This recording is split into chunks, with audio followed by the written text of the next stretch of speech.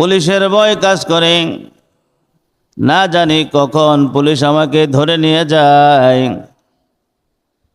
একটা যদি মামলা থাকে তাহলে মানুষের ঘুম হারাম হয়ে যায়। প্রত্যেকটা মানুষের উপরে একটা নয়, দুইটা নয়, 5টি মামলা আমাদের উপর ঝুলে আছে। 1 নম্বরে কবরের মামলা, 2 নম্বরে হাসরের মামলা, 3 নম্বরে মিজানের মামলা, 4 নম্বরে পুলসিরাতের মামলা, 5 নম্বরে জাহান্নামের মামলা। এরকম 5টা মামলা আমাদের বিরুদ্ধে অলরেডি হয়ে আছে। যে মামলার মধ্যে তদবির করা হয় না সেই মামলা থেকে মানুষ রেহাই পায় না। যে মামলার তদবির নাই সেই মামলা থেকে রেহাইও নাই। দুনিয়ার বাড়ি গাড়ির পিছনে পড়িয়া আল্লাহ পাকের করা সেই মামলা থেকে আমি ভুলে আছি। কবরকে আমরা ভুলে গেলাম, হাসরকে আমরা ভুলে গেলাম, পুলসিরাতকে ভুলে গেলাম, মিজানকে ভুলে গেলাম, জাহান্নামকে ভুলে গেলাম। আমাদের জীবনে এগুলোর কোনো ছাপ নাই। দুনিয়ার 1টা 2টা মামলা থাকলে মানুষ বেত হাসাহাসি করে না, গল্প গুজব করে না। আমাদের বিরুদ্ধে একে একে 5-5টি মামলা, তারপরেও আমাদের মাথার মধ্যে তেমন কোনো টেনশন নাই। ঠিক না বেঠিক কোন ভাইরা আমার? মামলাগুলি এরকম,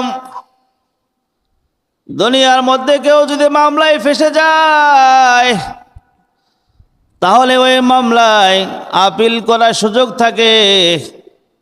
আপিল করিয়া জজ কোর্ট থেকে হাইকোর্টে যেতে পারে, হাইকোর্ট থেকে সুপ্রিম কোর্টে যাওয়ার সুযোগ আছে। যেই মামলায় জজ কোর্টে হেরে গেল সম্ভাবনা আছে সে হাইকোর্টে গিয়ে জিতবে। যদি হাইকোর্টেও মানুষ হেরে যায় তার সম্ভাবনা থাকে সে সুপ্রিম কোর্টে গিয়ে জিতে যাবে। আছে কি নাই ভাইরা আমার? কিন্তু কবরের এক একটা মামলা এমন, একবার যদি হেরে যায় দ্বিতীয়বার আপিল করার কোনো সুযোগ নাই। একবার যদি আমরা কবরের মধ্যে হেরে যাই এই কথা বলা যাবে না যে আমি আবার আপিল করিয়া আরেকবার দেখব আমার বিচার ঠিক আছে কিনা। যা ফয়সালা হয়েছে এটাই চূড়ান্ত। ওটা জজ কোর্টেও চূড়ান্ত, হাইকোর্টেও চূড়ান্ত, সুপ্রিম কোর্টেও চূড়ান্ত। এর বাইরে কোনো ফয়সালা দেওয়া হবে না। ওগো আল্লাহর বান্দারা খেয়াল করুন, দুনিয়ার মধ্যে মামলার যদি কোনো তদবির না করা হয় ওই তদবির না করার কারণে মামলা থেকে সে কখনো রেহাই পাবে না। তাহলে আমাদের সামনে যে 5-5টি মামলা, আমাদের সে মামলার ব্যাপারে কোনো রকম তদবির নাই। যেভাবে কাজ করলে মামলা থেকে রেহাই পাওয়া যাবে সেই ধরনের কাজের কোনো খবর নাই। আরামের ঘুম, ঘুমের কোনো অভাব নাই, দুনিয়াদারের কোনো অভাব নাই, কিন্তু আমার আল্লাহর হুকুম মানার কোনো নাম নাই। কথা ঠিক না বেটি? আল্লাহ পাক হুকুম করলেন ফজরের নামাজ পড়ো, জোহরের নামাজ পড়ো, আসরের নামাজ পড়ো, মাগরিবের নামাজ পড়ো, ইশার নামাজ পড়ো। নামাজের আগে আজান হয়, হাইয়া আলাইস সালাহ হাইয়া আলাল ফালাহ বলিয়া নামাজের দিকে আহ্বান করা হয়। কিন্তু আমরা এতই বিভোর, আল্লাহ পাক ডাকে আমাদের কানের মধ্যে একটু আওয়াজ যায় না। আমরা আমাদের কাজে ব্যস্ত।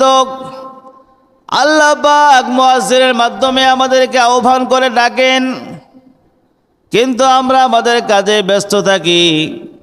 আল্লাহ পাককে আমরা ডেমকে আর মাবুদ গো তুমি যতই ডাকো তোমাদের ডাকে সাড়া দেওয়ার সময় আমার নাই। বাপখানা এরকম আর কি, আল্লাহ তুমি যতই ডাকো তোমার ডাকে সাড়া দেওয়ার টাইম নাই। আল্লাহ পাক কি বলেন বান্দারে, আমি আল্লাহ তোকে সৃষ্টি করলাম, সৃষ্টি করার পরে অত্যন্ত কুদরতের সাথে আমি তাকে দুনিয়াতে পাঠাইলাম। বান্দা তুই অত্যন্ত দুর্বল ছিলি, আমি আল্লাহ সে অবস্থায় তাকে বড় মেহেরবানি করিয়া তাকে শক্তিশালী বানাইলাম। আমি আল্লাহ তোকে শক্তি সামর্থ্য সব দিলাম। তুই নিঃস্ব আছিলি, আমি তাকে সবল বানাইলাম। তোর কোনো সম্পদ ছিল না, আমি আল্লাহ থেকে সম্পদশালী বানাইলাম। সব বানাবার পরে বান্দা তুই আমাকে ভুলিয়া দুনিয়ার মধ্যে ডুবে গেলি।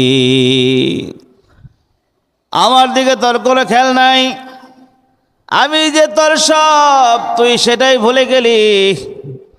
এজন্য আল্লাহ পাক বলেন, বান্দারে তোর যখন কেউ ছিল না তখন ছিলাম আমি, এখন তোমার সব হয়েছে, পর হয়েছি আমি। বান্দা আবার যখন তোমার কেউ রবে না তখন রব আমি।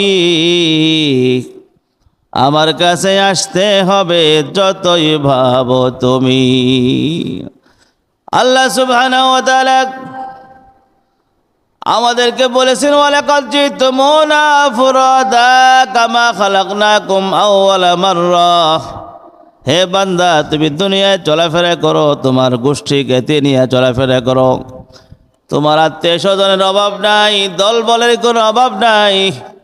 আমি আল্লাহর কাছে যখন তুমি আসবা, আমার কাছে আসতে হবে একাকী, কাউকে নিয়ে তুমি আসতে পারবা না। ওয়ালাকাদ জিতুমুনা ফুরাদা, আমার কাছে আসবে একাকী হয়ে, কাউকে নিয়ে আসা যাবে না। আমি একলা তোমাকে দুনিয়াতে পাঠাইছি, আবার একাকী তোমাকে আমার কাছে আসতে হবে। মোহতারাম হাজরিন, এই দুনিয়ার ভিতরে আল্লাহ পাক নজির রাখছেন। আল্লাহ তাআলা কত নজির আল্লাহ পাক রাখছেন। দুনিয়ার মধ্যে আল্লাহ পাকের নবীর সন্তানেরা নবীর কথা মানে নাই, তারা কাফের হয়ে গেছে। নবীর দোহাই দিয়া দুনিয়াতে তার সন্তান বাঁচতে পারবে না। আল্লাহ পাকের আদালতে যদি বলে যে মাবুদ গো, আমি তোমার নবীর সন্তান, আমাকে মাফ করে দাও, নবীর সন্তানরা আল্লাহর কাছে আবেদন করতেই পারে, কিন্তু আমার আল্লাহ বলেন নবীর সন্তান বলিয়া দোহাই দিলে কোনো লাভ হবে না। নবীর স্ত্রী ছিলাম দুনিয়াতে, এরকম যদি কোনো স্ত্রী আল্লাহর কাছে বলে, হে আল্লাহ, দুনিয়াতে আপনার নবীর স্ত্রী ছিলাম, তুমি আমাকে মাফ করে দাও, নবীর স্ত্রীর দোহাই দিলে নবীর স্ত্রীগণ মাফ পাবে না। নবীর বংশের লোক ছিলাম আমরা, দুনিয়াতে আপনার নবীর বংশের লোক ছিলাম, আমাদেরকে মাফ করে দিন, এরকম যদি কেউ নবীর বংশের দোহাই দেয় আল্লাহ পাকের কাছে, কাজ হবে না, কাজ হবে না। আল্লাহ সুবহানাহু ওয়া তাআলার হাবিব পয়গম্বর আলাইহিস সালাতু ওয়াস সালাম বলেন, তার মেয়ে ফাতেমাকে বলছেন, ইয়া ফাতেমা আনকিজি নাফসাকি মিনান নার। হে ফাতেমা, তুমি দুনিয়াতে যদি সম্পদ তোমার লাগে, সম্পদ আমার কাছ থেকে নিয়ে যাও। তোমার দুনিয়ার কিছু লাগলে তুমি আমার কাছে চাও, আমি দিয়ে দিব। কিন্তু ফাতেমা রে, যদি পরকালে গিয়ে বলো আমি নবী মুহাম্মদের মেয়ে, আমি হাসান হুসাইনের মা, আমি হযরত আলীর স্ত্রী, এইরকম দোহাই দিয়ে কোনো কাজ হবে না। এজন্য সময় থাকতেই তুমি আমল করো, নিজেকে জাহান্নামের আগুন থেকে বাঁচাও, জাহান্নামের আগুন থেকে বাঁচাও, জাহান্নামের আগুন থেকে নিজেকে রক্ষা করো। নিজে আমল করো, আমল করি আল্লাহকে সন্তুষ্ট করো, আল্লাহকে খুশি করো। এরপরে কবরে যাও, ওই কবরের মধ্যে আমার আল্লাহ তোমার জন্য জান্নাতের বাগান বানাইয়া দিবে। সুবহানাল্লাহ। হাদিস পাকের মধ্যে আসছে, আল্লাহর হাবিব ফরমান, যখন মানুষকে কবরে রাখা হয়, দুজন ফেরেশতা তার কাছে আসে, আসিয়া তাকে তিনখান প্রশ্ন করে। প্রশ্নের জবাব যদি ঠিক হয়ে যায়, আল্লাহ পাক বলেন, সাদাকা আব্দি, আমার বান্দা সত্য কথা বলেছে, সত্য কথা বলেছে। এই কথা বলার পরে আল্লাহ পাক বলেন, আমার বান্দার জন্য আলবিসু লাহু বিল জান্নাহ, জান্নাতের পোশাক আমার বান্দারে পরাইয়া দাও।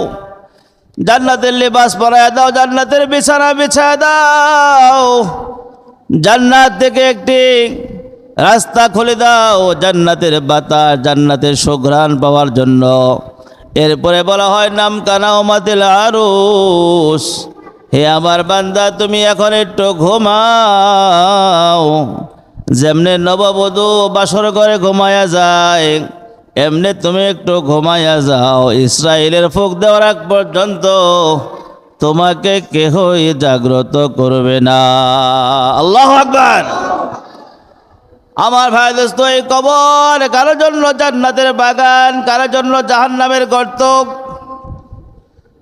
এই সব দুনিয়া থেকে বানাইয়া নিয়ে যেতে হবে, কবরে গিয়ে কিচ্ছু পাওয়া যাবে না। সেইখানে জান্নাত বা জাহান্নাম বানাবার কোনো রাস্তা নাই, সেইখানে আমল করার কোনো রাস্তা নাই। এই জন্য দুনিয়া থেকে আমল করে, তদবির করে, আল্লাহকে রাজি করে এরপরে কবরের দিকে রওনা হতে হবে, যাতে করে আমার কবরটা জান্নাতের বাগান হয়, আমার এই কবরটা জান্নাতের টুকরা হয়ে যায়, আল্লাহ পাক আমার প্রতি খুশি হন। এই জন্য এই দুনিয়াতে যত সব আয়োজন,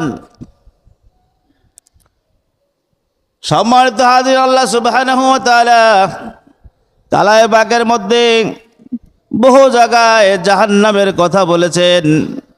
আল্লাহ তাআলা বহু জায়গায় জাহান্নামের কথা বলে মানুষকে সাবধান করেছেন। আল্লাহ সুবহানাহু ওয়া তাআলা বলেন, ফাইল্লাম তাফআলু ওয়া লান তাফআলু ফাত্তাকুন নারাল্লাতী ওয়াকুদুহান নাসু ওয়াল হিজারাহ ওয়াকুদুহান নাসু ওয়াল হিজারাহ। জাহান্নামের ইন্ধন হবে মানুষ এবং পাথর। মানুষ এবং পাথর দিয়ে আমি আল্লাহ জাহান্নামকে ভরাবো, জাহান্নামকে আমি প্রজ্বলিত করব মানুষ এবং পাথর দিয়া। তাহলে আমরা যারা মানুষ হইলাম, আমাদের দ্বারাই আল্লাহ পাক জাহান্নামকে জ্বালাবেন, এটা আল্লাহ পাকের ঘোষণা। আল্লাহ পাক তো ঘোষণা দিয়ে দিয়েছেন। এখন আমার কাজ হলো আমি যেন জাহান্নামে না যাই। যেই কাজ করলে জাহান্নামে যেতে হয় সেই কাজ করা যাবে না, তার ধারে কাছেও যাওয়া যাবে না। সেই কাজ যদি আমার দ্বারা হয়ে যায়, বুঝতে হবে আমি জাহান্নামের মধ্যে পড়িয়া গেলাম, জাহান্নামে পড়িয়া গেলাম, এটা মনে করতে হবে। তা না হলে জাহান্নাম থেকে বাঁচার কোনো উপায় নাই। এই জন্য হযরত মূসা আলাইহিস সালাতু ওয়াস সালাম যাচ্ছিলেন পাহাড়ের কাছ দিয়া, যাওয়ার সময় দেখে ওই পাহাড়ের পাথরগুলো কাঁদতেছে। পাথরকে জিজ্ঞাসা করলেন, ও পাথর তুমি কাঁদো কেন? পাথর বলছে, হে আল্লাহর নবী মূসা, এই জন্য কান্দি, আমি শুনেছি জাহান্নামকে আল্লাহ পাথর দিয়া জ্বালাবে, পাথর দিয়ে আগুন জ্বালাবে, পাথর দিয়ে আগুনকে প্রজ্বলিত করা হবে। এই জন্য আমি কাঁদতেছি যেন আল্লাহ আমাকে জাহান্নামের আগুন থেকে বাঁচায় দেয়। হযরত মূসা আলাইহিস সালাতু ওয়াস সালাম বললেন, হে পাথর, আমি তোমার জন্য আল্লাহর কাছে সুপারিশ করব যাতে আল্লাহ পাক তোমাকে জাহান্নাম থেকে বাঁচায় দেয়। হযরত মূসা আলাইহিস সালাতু ওয়াস সালাম তুর পাহাড়ে গেলেন, যা আল্লাহর সঙ্গে বললেন, রব্বুল আলামিন, আমি আসার সময় এক পাথর দরখাস্ত করেছে সে যেন জাহান্নাম থেকে বেঁচে যায়, তুমি মেহেরবানি করে ওই পাথরের দরখাস্ত কবুল করো। আল্লাহ পাক বললেন, হে আমার নবী মূসা, তুমি ওই পাথরকে বলে দিও আমি তাকে জাহান্নামে দিব না। সুবহানাল্লাহ। আসার সময় পাথরের সঙ্গে সাক্ষাৎ হয়েছে, ও পাথর, তোমার কপাল ভালো, তোমাকে আল্লাহ জাহান্নামের আগুনে জ্বালাবে না। আল্লাহ পাক বলেছেন, অন্য পাথর দিয়া জ্বালাইলেও তোমাকে জাহান্নামে দেওয়া হবে না, তোমাকে আল্লাহ মাফ করে দিয়েছেন। এই খবর দিয়া মূসা আলাইহিস সালাম চলে আসছেন। এবার যখন আরেকবার যখন যাচ্ছেন তুর পাহাড়ে, এবার দেখে পাথরটা কান্দে কান্দে কান্দতে আছে। হযরত মূসা আলাইহিস সালাতু ওয়াস সালাম বলেন, ও পাথর, তুমি এখন কেন কান্দো? হযরত মূসা আলাইহিস সালামকে পাথর বলতেছেন, ও গো আল্লাহর নবী, যে কান্নার কারণে আল্লাহ আমাকে জাহান্নাম থেকে বাঁচায় দিলেন, সেই কান্না আমি কিয়ামত পর্যন্ত কাঁদতেই থাকবো। এটা কানবো আমি আল্লাহ পাকের শুকরিয়া আদায় করার জন্য। সুবহানাল্লাহ। আল্লাহ যে কান্নার কারণে জাহান্নাম থেকে বাঁচাইলেন, সেই কান্না আমি বন্ধ করব না, কিয়ামত পর্যন্ত আমি কাঁদতেই থাকবো। আমার আল্লাহ যে আমাকে এত বড় নিয়ামত দিলেন, এই জন্য আল্লাহর বান্দাগণ, আর জাহান্নাম থেকে বাঁচার জন্য একটা মাধ্যম হলো আল্লাহর দরবারে কান্নাকাটি করা, রোনাজারি করা। আল্লাহর দরবারে কান্নাকাটি করলে আল্লাহ তাআলা পাথরকে যেমন বাঁচায় দিয়েছেন, আমরা আল্লাহর আশরাফুল মাখলুকাত মানুষ, আমাদেরকেও আল্লাহ বাঁচায়া দিবেন। হাদিস শরীফে আছে, আল্লাহর হাবিব ফরমান, মান বাকা মিন খাশিয়াতিল্লাহ হারামাল্লাহু আলাইহিন নার। যে ব্যক্তি চক্ষু আল্লাহর ভয়ে কাঁদবে, ওই ব্যক্তিকে আল্লাহ জাহান্নামের জন্য হারাম করে দিবেন। এজন্য ভাই, রোনাজারি করা, কান্নাকাটি করা, এটা কিন্তু আমাদের জন্য জরুরি ছিল। কিন্তু আমাদের অভ্যাস হলো আমরা কান্না করতে পারি না। আমাদের চোখগুলো জমিয়া গেছে, অন্তরটা শক্ত হয়ে গেছে। এজন্য আমরা দোয়া যখন করি তখনও চোখে দিয়ে পানি আসে না। কোরআন পাকে আল্লাহ পাক বলেছেন, যারা সাকি হতভাগা মানুষ, জাহান্নামী মানুষের তিনটা সিফাত, তিনটা গুণ আছে। এক নম্বর গুণ হলো তাদের অন্তরটা বড় শক্ত। অন্তর শক্ত বলা মানুষ জাহান্নামে যাবে। অন্তর শক্ত হয়ে গেছে গুনাহের কারণে, আল্লাহ পাক ওই ব্যক্তিকে জাহান্নামে জ্বালাবেন। দুই নম্বর গুণ হলো যার চক্ষুটা জমে গেছে, কোনো সময় কান্না চোখে দিয়ে আসে না, চোখে দিয়ে পানি আসে না, ওই ব্যক্তিও জাহান্নামে যাবে। তিন নম্বর গুণ হলো যাদের দুনিয়ার মোহাব্বত বেশি, দুনিয়ার মধ্যে আশা আকাঙ্ক্ষা বেশি, ওই সমস্ত মানুষও জাহান্নামে যাবে। এই জন্য মোহতারাম হাজরিন, কীভাবে আমার চোখে পানি আসে সেই ব্যবস্থা আমার করা দরকার। চোখে যখন পানি কম, এবার মাওলা পাকের জিকির করো। আল্লাহর জিকির করলে আপনার দিল নরম হবে। দিল নরম হইলে আপনার চোখটা জমা বন্ধ হয়ে যাবে। এবং যদি চোখে দেওয়া পানি আসে আল্লাহ পাকের ভয়ে, আমার আল্লাহ আপনাকে আমাকে জাহান্নামের আগুন থেকে বাঁচাইয়া দিবেন। রাস্তা আছে কি নাই ভাইরা আমার? সে রাস্তায় হাঁটতে হবে। সেই রাস্তায় না হাঁটলে কাজ হবে না। যে লাইনে গেলে যে জিনিস পাওয়া যায় সেইখানে আমাকে যেতে হবে। যেভাবে কাজ করলে আমার আল্লাহকে রাজি করানো যায় সেইভাবে আমাকে করতে হবে। এই জন্য মোহতারাম হাজরিন, আল্লাহ সুবহানাহু ওয়া তাআলা, এই বাচ্চারা কথা বলে কেন? হ্যাঁ, এই কি শুরু হয়েছে এগুলা? আপনাদের নজরে পড়ে না এগুলি? এই আওয়াজ যে করতেছে, আমি যে আওয়াজ বয়ান করতে পারতেছি না। একটু জিকির করি, লা ইলাহা ইল্লাল্লাহ, জোরে।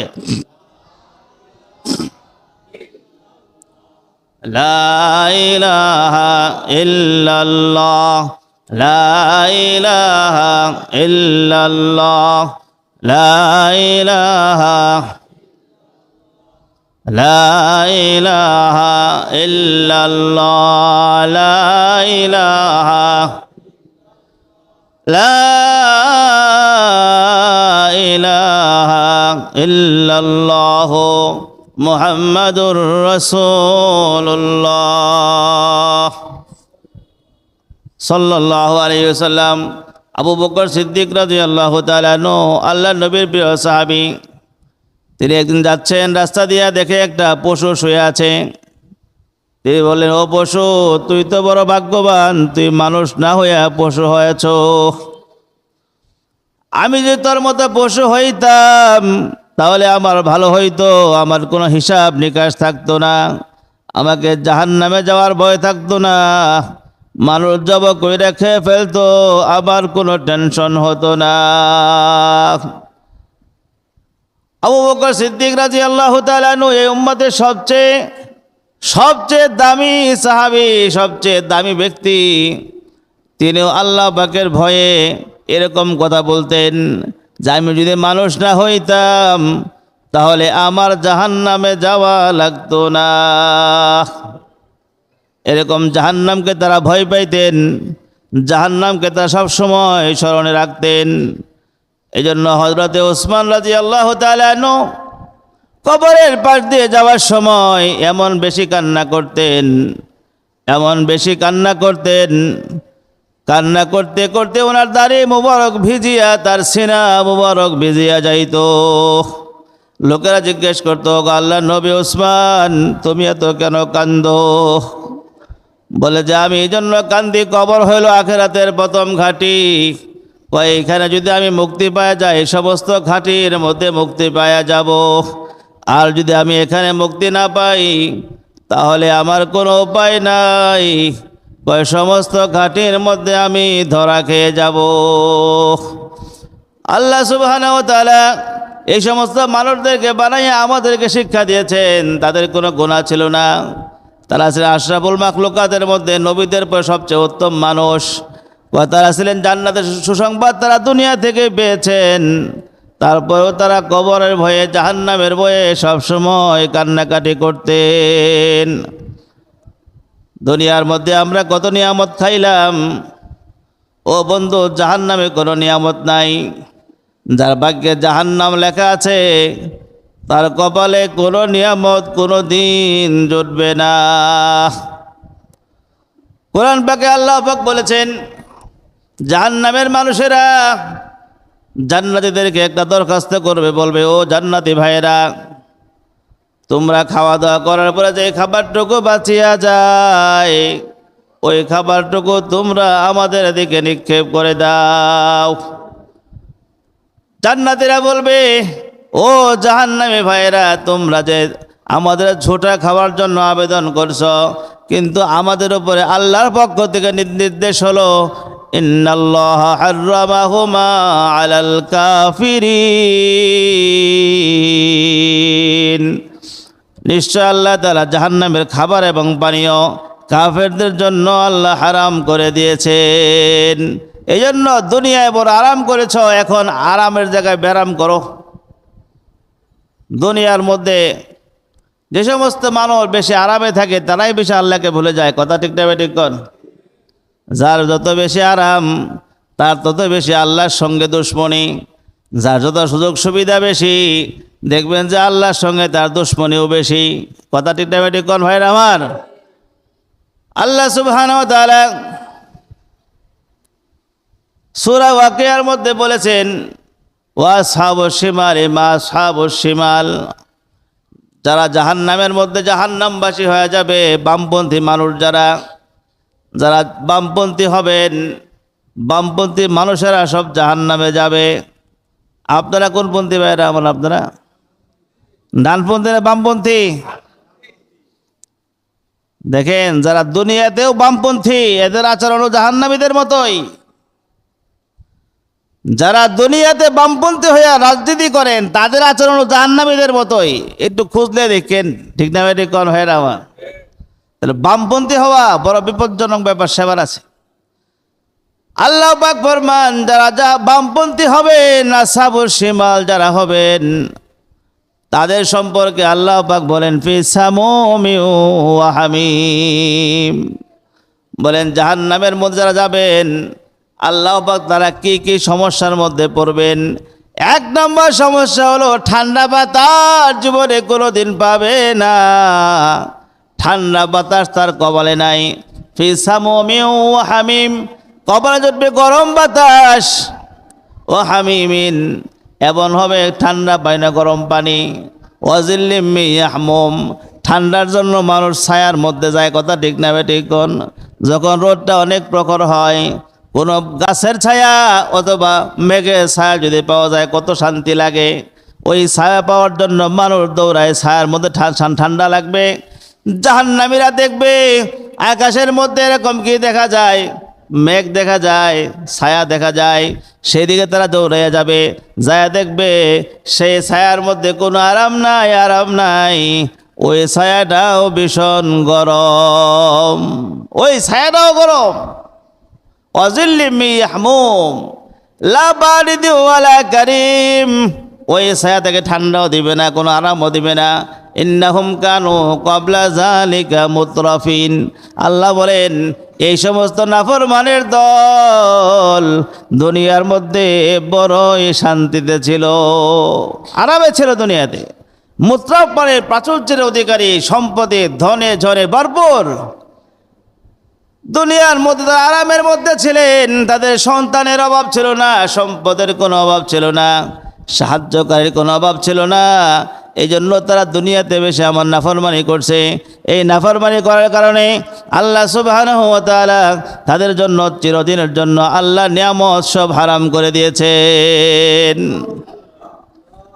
এই জন্য ভাই দোস্ত, কেউ কেউ বলেন, কোন আল্লাহর বান্দারা বলেন দুনিয়ার মধ্যে পাপ করলে তেমন সমস্যা নাই, আমরা মুসলমান, কিছুদিন জাহান্নামে থাইকা তারপরে আমরা জান্নাতে যাব। এরকম কথা বলে কি বলে না ভাইরা? অনেকেই বলে না।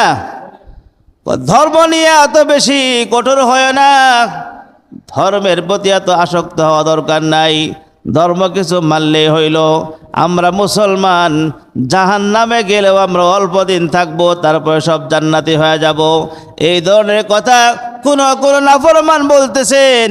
এই নাফরমানদের কারণেই আল্লাহর প্রিয় বান্দারা আল্লাহর সঙ্গে মিলতে পারে না, ভালোভাবে আল্লাহর ধর্মটাকে মানতে পারে না। নামাজ পড়লে বলে তুমি মোল্লা হয়ে গেছো, রোজা রাখলে দাঁড়িয়ে রাখলে বলে তুমি জঙ্গি হয়ে গেছো, এরকম কথা তারা বলেন। এইগুলো বলে বলে মানুষকে নিরুৎসাহিত করেন। ঠিক না ভাই? ঠিক কোন ভাই না? এরকম করে কি করে না? এই যে করতেছেন, এই সমস্ত মানুষ সম্পর্কে আল্লাহ বলছেন ওয়াকানু ইসরুনা আলাল হিনসিল আযীম, তারা এই দুনিয়াতে অনবরত গুনার মধ্যে থাকতো, অনবরত, তাও বড় বড় পাপ, ছোট পাপ না, বড় বড় গুনার মধ্যে লিপ্ত থাকতেন। যার কারণে অনেক আল্লাহর বান্দারা ওদের কারণে আল্লাহর হুকুম মানতে পারে নাই, আল্লাহর হুকুম মানতে পারে নাই। ওরা ছিল দুনিয়াতে নেতৃস্থানীয় মানুষ।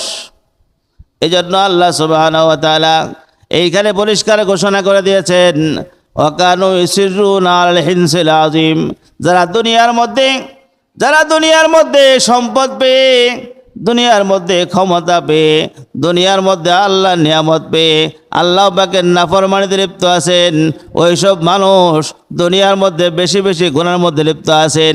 তাদেরকে আল্লাহ বলছেন যা পারো দুনিয়াতে খেয়ে নাও, তোমার জন্য পরকালে কোনো আরাম নাই। জীবনে কোনোদিন একটু ঠান্ডা পানি কপালে জুটবে না, একটু ঠান্ডা একটু বাতাস কপালে জুটবে না। ওই জাহান্নামের শাস্তি বড় কঠিন, জাহান্নামের শাস্তি বড় কঠিন। আল্লাহ পাকের কাছে জাহান্নামীরা খাবার চাবে, আল্লাহ পাক বলবেন তোমাদের জন্য খাবার রাখা আছে, সেটা হলো জাক্কুম গাছ। জাক্কুম লাকিলুনা মিন শাজারিম মিন জাক্কুম, তারা জাক্কুম গাছ থেকে খাবার খাবে। ওই খাবারটা যখন তারা খাবে, খাওয়ার সঙ্গে সঙ্গে গলার মধ্যে আটকে যাবে, তখন তারা পানির জন্য চিৎকার করবে, পানি চাই, পানি চাই। আল্লাহ পাক তাদেরকে গরম পানি দিবেন, গরম পানি। ওই গরম পানি খাওয়ার পরে তার গলা থেকে সব নারী বুড়ি কাটিয়া কাটিয়া পিছনের রাস্তা দিয়া পড়িয়া যাইবে।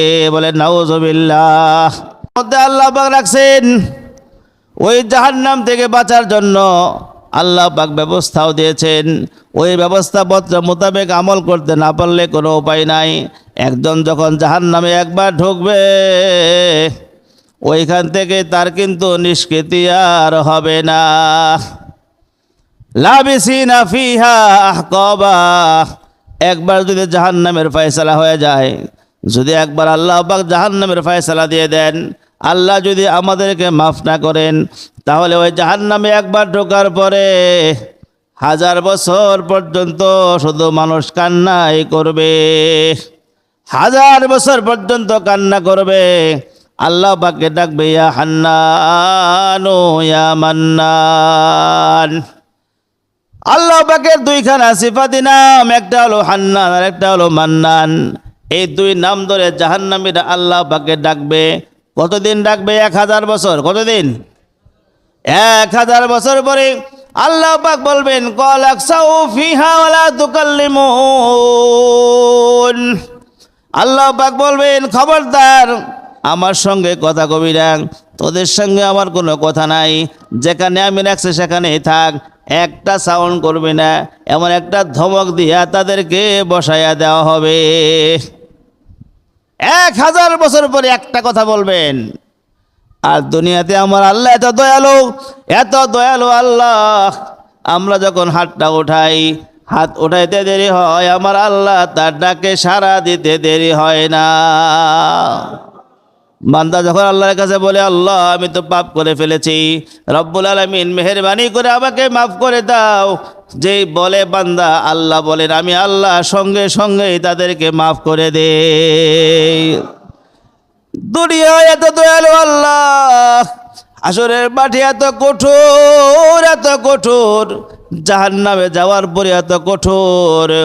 আল্লাহ বলেন, বান্দারে তোকে কত নিয়ামত দুনিয়ায় দিয়েছিলাম, তুই সব বলিয়া এমন নাফরমানি করতি, তোর মতো নাফরমানের জন্য এটাই হলো শাস্তি।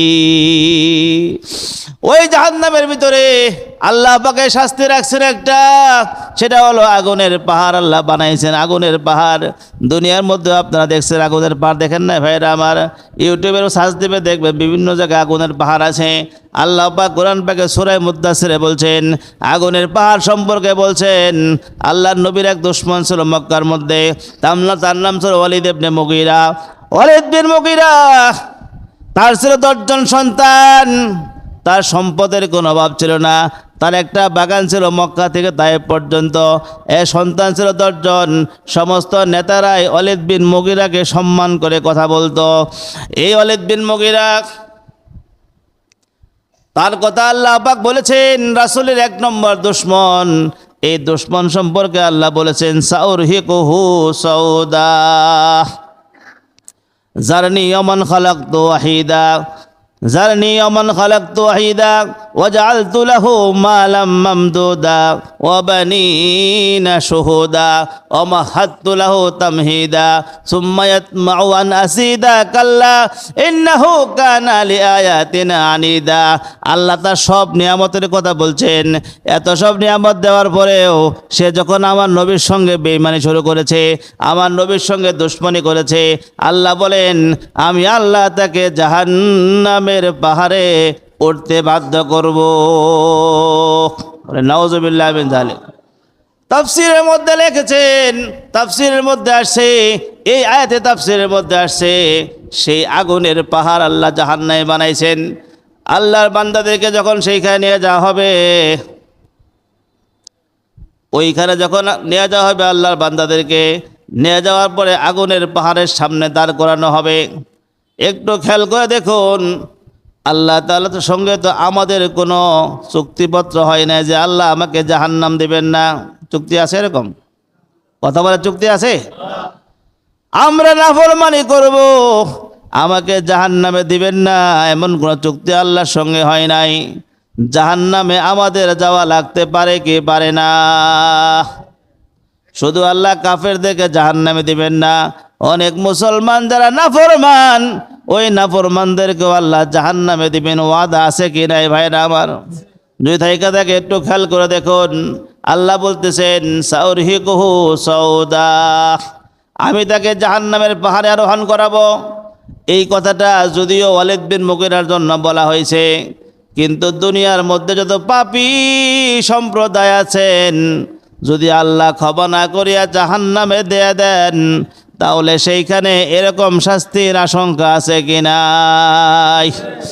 এই জন্য ভাই দোস্ত খেয়াল করেন, ওই জাহান্নামের পাহাড়ের ভিতরে প্রথম তাকে দাঁড় করানো হবে। দাঁড় করাইয়া তাকে বলা হবে তুমি এখানে ওঠো। সে উঠতে চাবে না। যখন চাবে না, তখন তাকে পিছন থেকে প্রেসার দেওয়া হবে, মার দেওয়া হবে। মার দেওয়ার পরে আল্লাহর বান্দা তার চেহারা আগুনে পড়ার আগে 2টা হাত দিয়ে দেবে আগুনের মধ্যে। যে আগুনের মধ্যে 2টা হাত দেওয়া হবে, সঙ্গে সঙ্গে তার হাতখানা পড়িয়া যাইবে। হাত পড়ে যাওয়ার পরে তার কপালে, এই যে কপাল এবং চেহারা সম্পূর্ণ আগুনের মধ্যে ডুবে যাবে। এরপর সে আর উঠতে পারবে না। আল্লাহ পাকের ফেরেশতাগণ তার গলার মধ্যে রশি লাগাইয়া, এরকম শিকল লাগাইয়া টানতে টানতে টানতে টানতে পাহাড়ের উপর পর্যন্ত ওঠাবে। ওঠাইতে লাগবে 70 বছর, আবার সেখান থেকে ছাড়িয়ে দিবে, আবার নিচে পড়বে 70 বছর, আবার থেকে ওঠানো হবে। এইরকম কঠিন শাস্তি আমার আল্লাহ জাহান্নামের মধ্যে প্রস্তুত করে রাখছেন।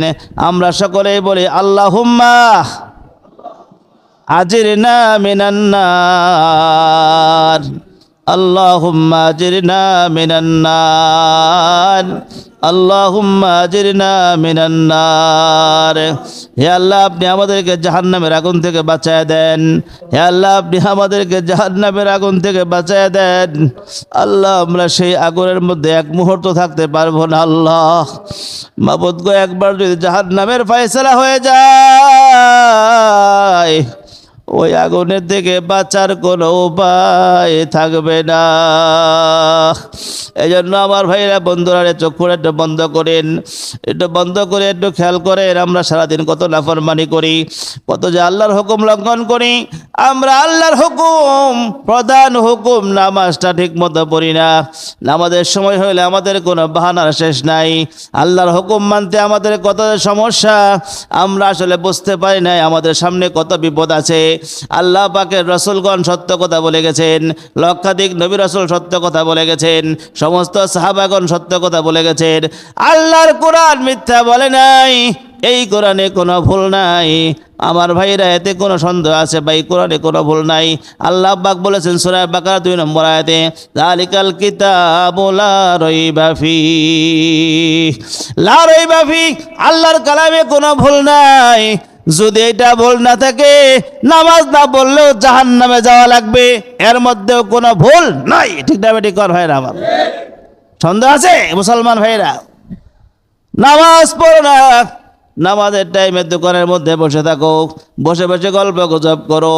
এই যে চা খাওয়ার পালা, টিভি দেখার পালা, কত আল্লাহর বান্দাদেরকে দেখি নামাজের টাইমে কোনো টেনশন নাই যে নামাজটা পড়া লাগবে। ও মুসলমান ভাইরা রে, আল্লাহর হুকুম মানতে হবে, এটাই তো সত্য কথা। কিন্তু আমাদেরকে কিসে সমস্যা করলো? ইয়া আইয়ুহাল ইনসান মা গররাকা বিরব্বিকাল কারীম।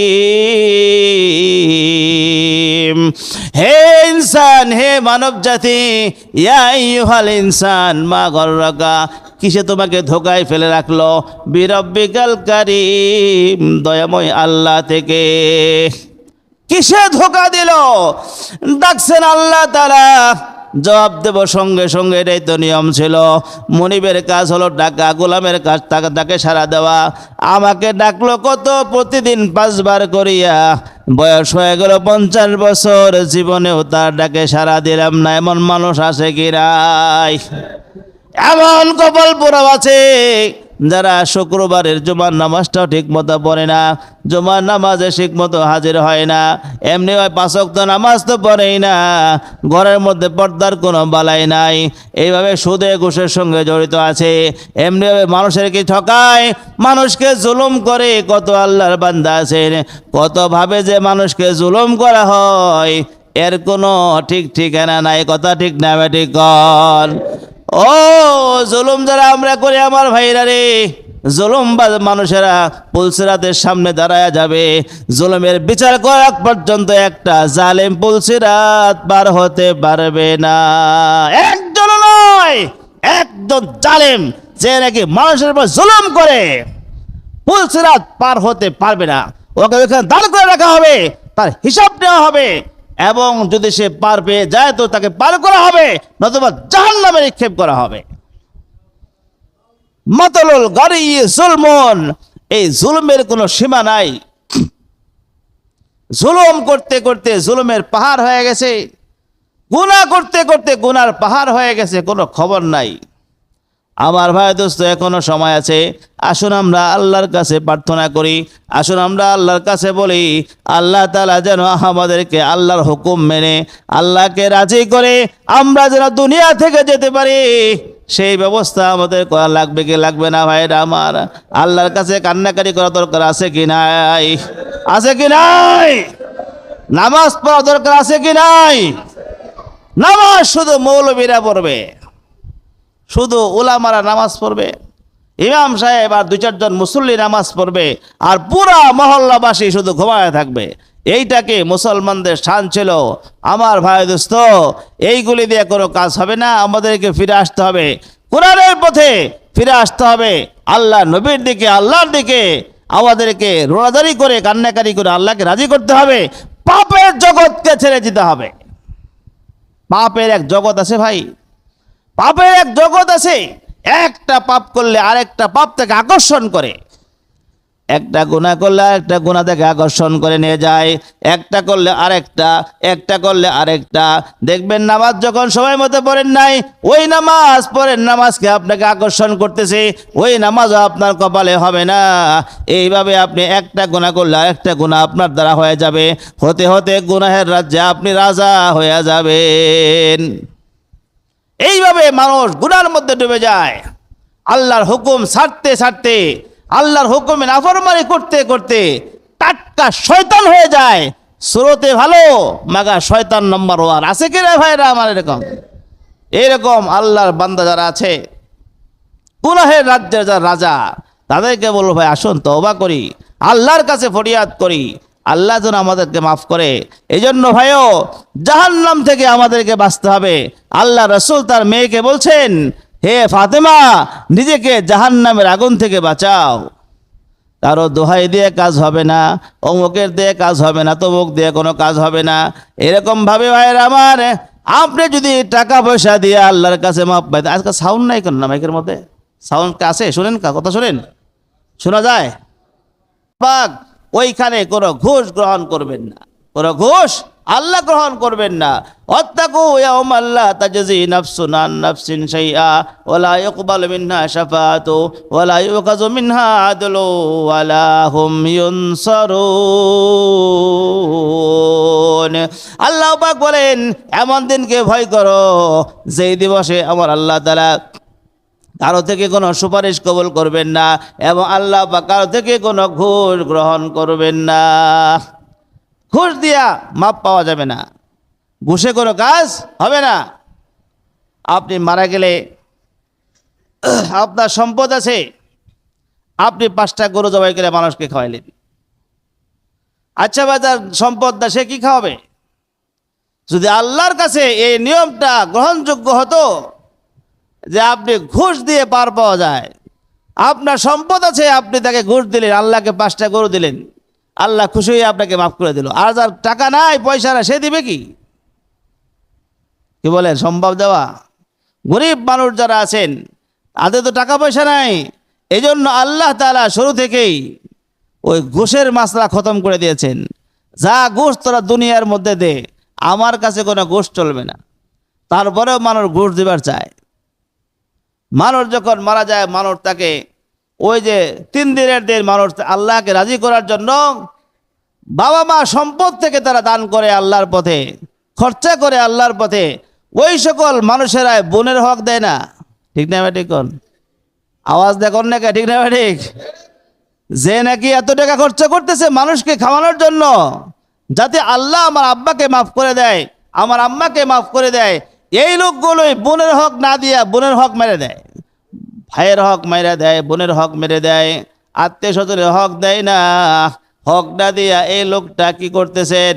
আল্লাহকে রাজি করার জন্য মানুষকে দাওয়াত করতেছেন, আহ্বান করতেছেন, খাওয়াইতেছেন, কিন্তু আসল যে কাজ ছিল সেই কাজের কোনো খবর নাই, ঠিক না ঠিক ভাইরা আমার?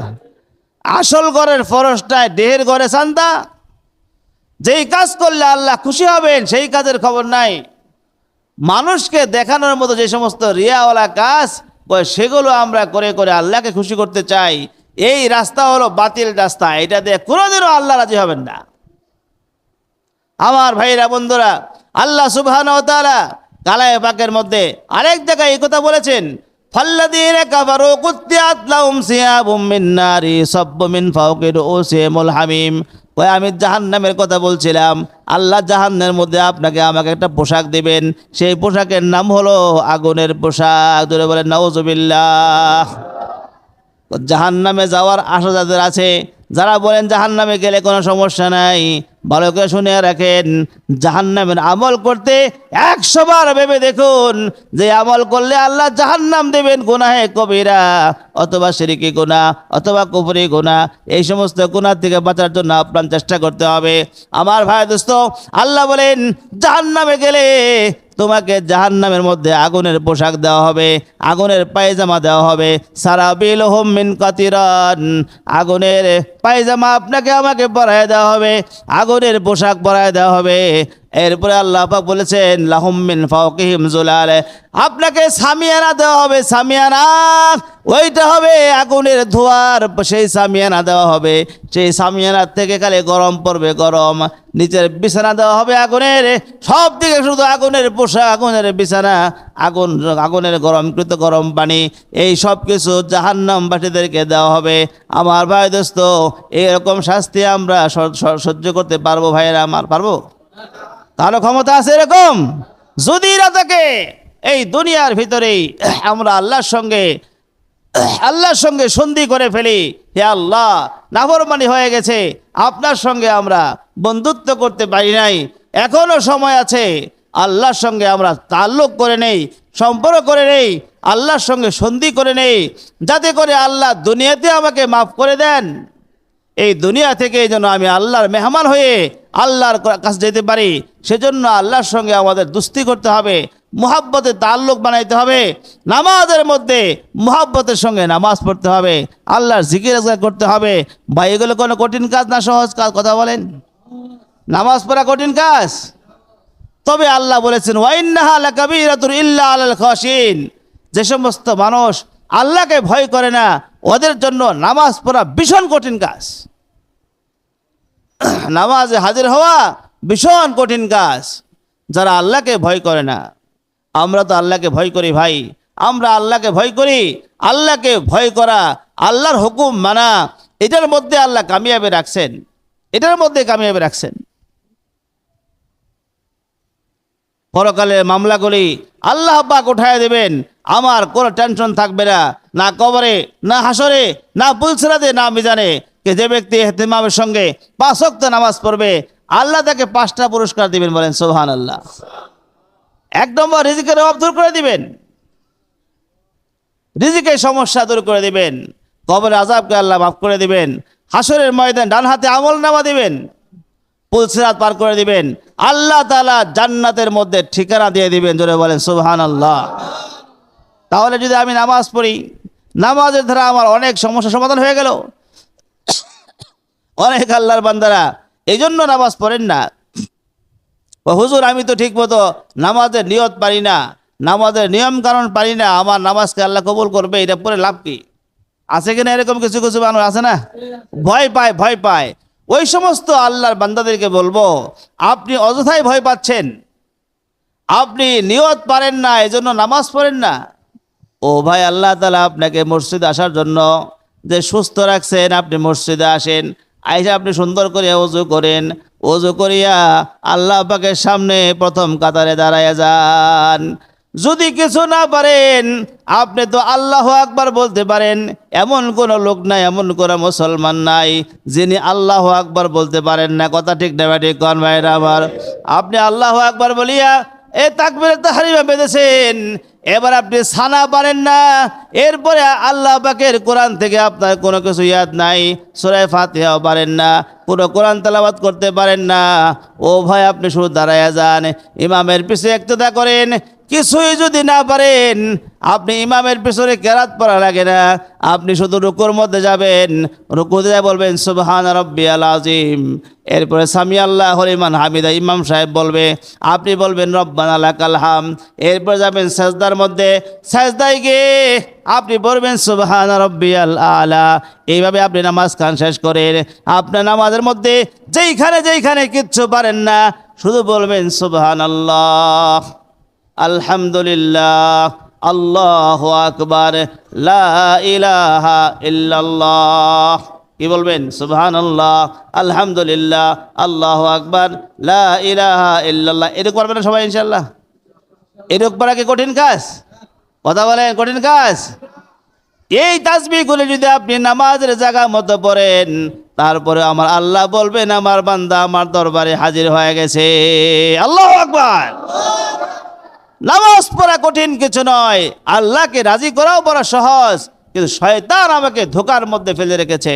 ওই শয়তান থেকে আল্লাহর কাছে পানা চাই, ওই শয়তান থেকে বন্ধুত্ব ছিন্ন করে আমার আল্লাহর সঙ্গে বন্ধুত্ব কায়েম করতে হবে। রাজি আছেন না ভাইরা? ইনশাল্লাহ আমরা রাজি আছেন না ভাই? ইনশাল্লাহ হাত তুলে দেখে আল্লাহু আকবার, লিল্লাহি তাকবীর। হাত নামাই ভাই, হাত নামাই। আল্লাহ পাকের কাছে আমরা করজোরে আবেদন করব, আল্লাহ যেন আমাদের জীবনটাকে সহজ করে দেয়, আল্লাহর হুকুমগুলি মানা সহজ করে দেন, জাহান্নামের কঠিন আযাব থেকে আমাদের সবাইকে আল্লাহ বাঁচায় দেন। সকলেই বলেন আমিন। এই যে সামনে নামাজ আসতেছে, দেখবেন যে জুমার নামাজে আল্লাহর বান্দারা আসে, কিন্তু মাগার আসরের নামাজের সময় সব আল্লাহর বান্দা পালাইয়া যায়। আসলে এরকম ভাইরা আমার, এইটা যে কেমনে দূর হবে আমি আজও পর্যন্ত খুঁজে পাই নাই। কিভাবে আল্লাহর বান্দাদেরকে আল্লাহর ঘরে সর্বক্ষণ আনা যায়, এর জন্য কোনো উত্তম ব্যবস্থা যদি আপনাদের থাকে ভাইরা আমাকে আপনি আমি সেটাই করব। কিন্তু আসরের টাইমে আল্লাহর বান্দাগণ সব হারিয়ে যায়।